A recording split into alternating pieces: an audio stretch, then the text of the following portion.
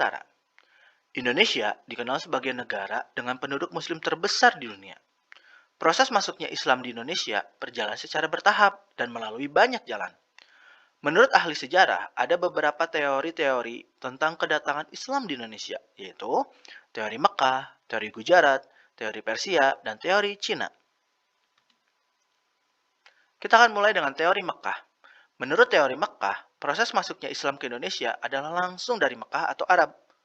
Terjadi pada abad pertama Hijriah atau abad ke-7 Masehi. Mereka datang ke Indonesia dengan motivasi dagang sekaligus berdakwah.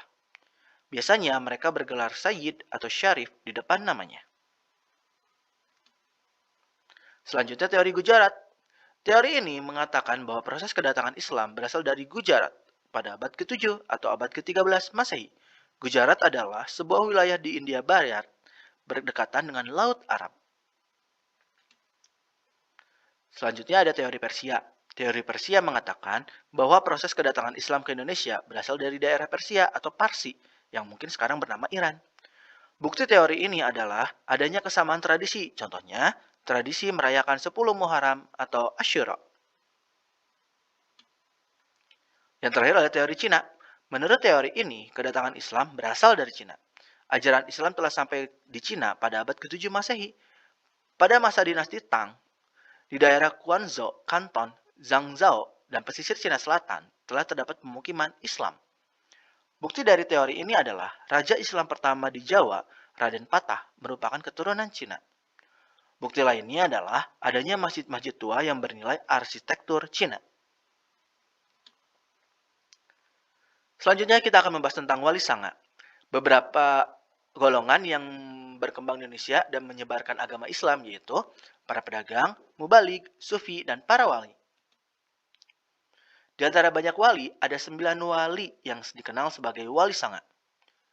Berikut ini nama-nama wali tersebut. Sunan Maulana Malik Ibrahim, atau dikenal juga Syekh Maghribi, itu berasal dari Persia dan berkedudukan di Gresik.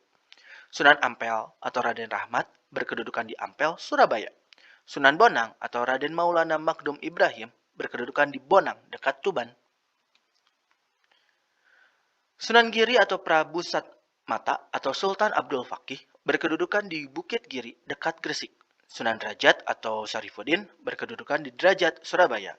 Dan Sunan Gunung Jati atau Syarif Hidayatullah atau Syekh Nurullah berkedudukan di Gunung Jati, Cirebon. Selanjutnya ada Sunan Kudus atau Jafar Shadiq berkedudukan di Kudus. Sunan Kalijaga atau Raden Mas Syahid berkedudukan di Kalilangu, dekat Demak. Dan Sunan Muria atau Raden Umar Said berkedudukan di Gunung Muria, Kudus. Selanjutnya kita akan membahas tentang cara-cara dakwah di Nusantara. Para da'i dan mubalik menyebarkan Islam di Nusantara dengan cara perdagangan, perkawinan, pendidikan, hubungan sosial, dan kesenian. Cara dakwah di Nusantara melalui perdagangan yaitu proses penyebaran Islam melalui jalur perdagangan dilakukan oleh para pedagang muslim pada abad ke-7 sampai ke abad ke-16 Masehi. Para pedagang tersebut berasal dari Arab, Persia, dan India. Para pedagang tersebut sangat jujur sehingga disukai oleh penduduk Nusantara dan secara sukarela masuk Islam. Selanjutnya melalui perkawinan. Pada kala itu, banyak pedagang yang menikah dengan pribumi yang berasal dari putri bangsawan atau putri raja. Sehingga banyak keluarga bangsawan atau raja yang masuk Islam. Sehingga para pedagang tersebut menetap dan membentuk sebuah perkampungan muslim yang disebut Pekojan. Selanjutnya melalui pendidikan.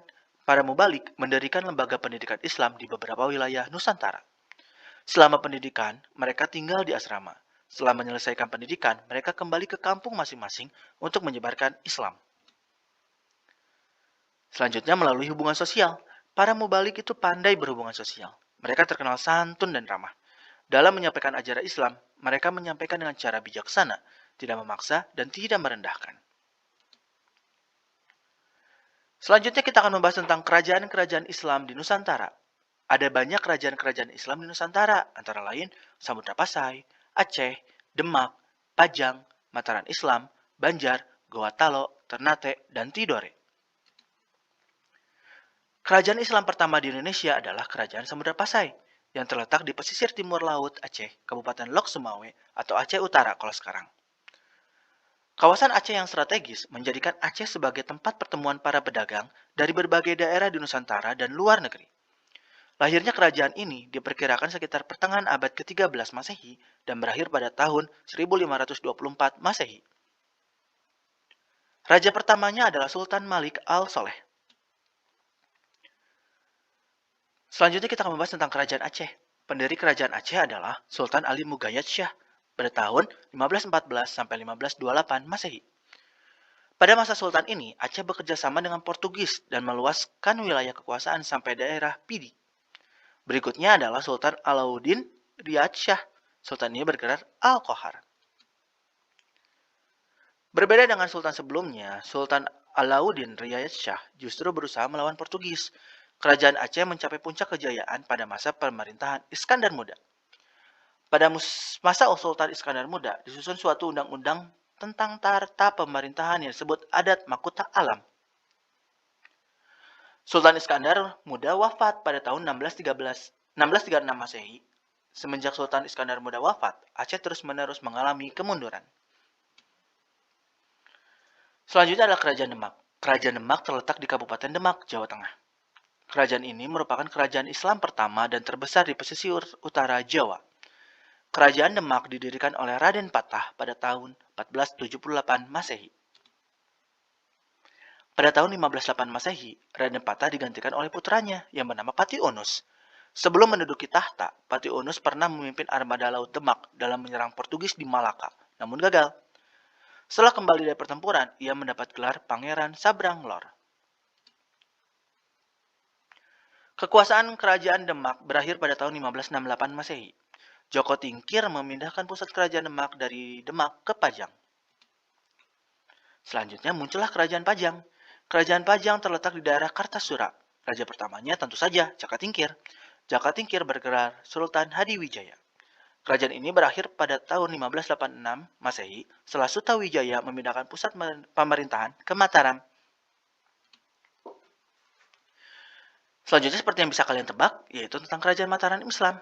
Kerajaan Mataram Islam berdiri pada tahun 1586 Masehi. Raja pertamanya adalah Sutawijaya. Sutawijaya bergelar Senapati Ingalaga Syahidin Panatagama, yang artinya Panglima Perang dan Ulama Pengatur Kehidupan Beragama. Pusat kerajaan ini terletak di Kota Gede, Yogyakarta. Kerajaan Mataram mencapai puncak kejayaan di bawah kekuasaan Sultan Agung Hanyakarakusuma. Beberapa prestasi Sultan Agung yaitu memperluas wilayah kekuasaan meliputi Jawa, Madura, Palembang, Jambi, dan Banjarmasin. Mengatur dan mengawasi wilayahnya yang luas itu langsung dari pemerintah pusatnya. Melakukan kegiatan ekonomi yang bercorak agraris dan maritim. Melakukan mobilisasi militer secara besar-besaran, mengubah perhitungan tahun Jawa Hindu atau Saka menjadi tahun Islam, yaitu Hijriah. Menyusun karya sastra yang cukup terkenal, yaitu Sastra Gending dan Kitab Suluk. Dan serta menyusun kitab undang-undang yang merupakan perpaduan dari hukum Islam dengan adat istiadat Jawa yang disebut Surya Alam. Selanjutnya tentang Kerajaan Banjar. Kerajaan Banjar adalah kerajaan Islam yang berada di Pulau Kalimantan. Pusat kerajaan Banjar yang pertama adalah daerah sekitar Kuin Utara. Setelah pusat kerajaan ini dihancurkan Belanda, maka pindah ke Martapura. Kerajaan ini berdiri pada tahun 1526 Masehi. Raja pertamanya adalah Sultan Suryansyah atau Raden Samudra.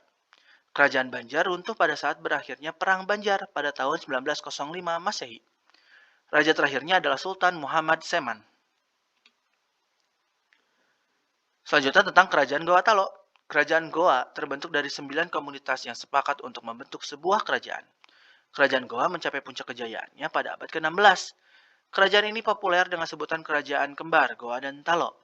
Dua kerajaan telah menyatakan ikrar bersama yang terkenal dalam peribahasa Rua Karaeng Nasere Atta, maka dikenal dengan Kerajaan Makassar.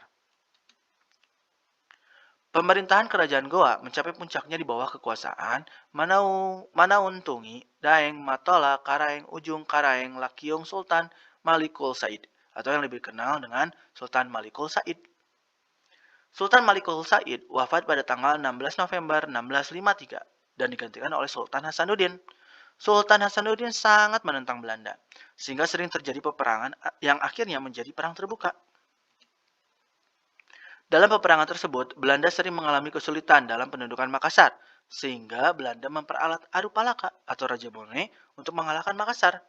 Sejak kekalahan Goa dengan Belanda, terutama setelah hancurnya benteng Somba Apu, pada akhirnya keagungan Goa mulai mengalami kemunduran.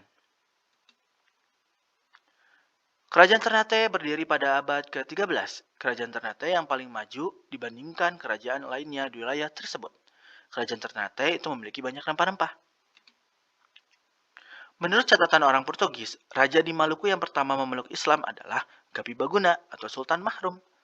Setelah wafat, beliau digantikan oleh Zainal Abidin. Setelah Zainal Abidin, yang memerintah adalah Sultan Sirullah, Sultan Khairun, dan Sultan Babullah.